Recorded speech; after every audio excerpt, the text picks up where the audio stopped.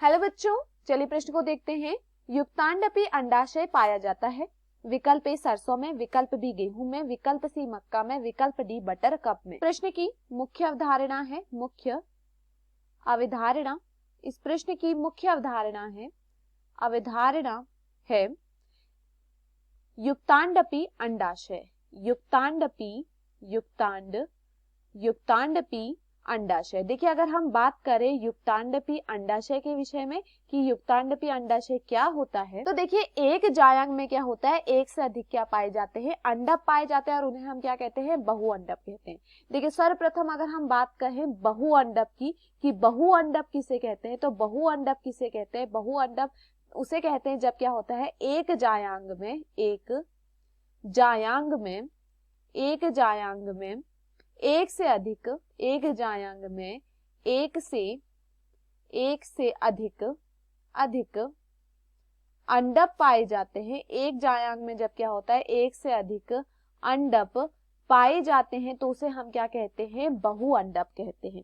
अब देखिए यहाँ पर हम बहुअंडक के विषय में बात क्यों कर रहे हैं, क्योंकि देखिए बहुअंडक अवस्था क्या होती है, बहुअंडक अवस्था क्या है, जब क्या होता है एक जायांग में एक से अधिक अंडक पाए जाते हैं तो हम उसे क्या कहते हैं, बहुअंडक अवस्था कहते हैं। अब देखिए जो यह बहुअंडक अवस्था होती है, बहुअंडक अवस्था में जब क्या होता है, सभी अंडक क्या हो जाते हैं, संयुक्त होते हैं तो उसे हम क्या कहते हैं, युक्तांडपी कहते हैं। जब क्या होता है, जब बहुअंडक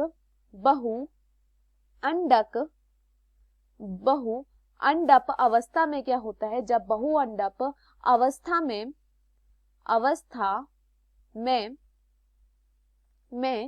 जब सभी अंडक संयुक्त होते हैं, सभी अंडक क्या हो जाते हैं, संयुक्त हो जाते हैं तो इसे हम क्या कहते हैं, जब सभी अंडक संयुक्त होते हैं तो इसे क्या कहा जाता है, इसे कहा जाता है युक्तांडपी। तो इसे क्या कहा जाता है, युक्तांडपी कहा जाता है।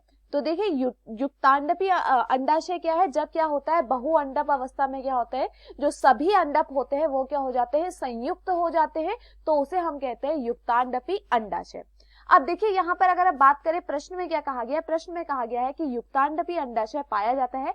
विकल्प ए दिया गया है सरसों, तो यह यहाँ पर क्या है, सही है कि सरसों में क्या पाया जाता है, युक्तांडपी अंडाशय पाया जाता है। यहाँ पर क्या होता है, बहुअंडक अवस्था में क्या होता है, सभी अंडक जो होते हैं वो क्या होते हैं, संयुक्त होते हैं तो यह यहाँ पर क्या है, सही है।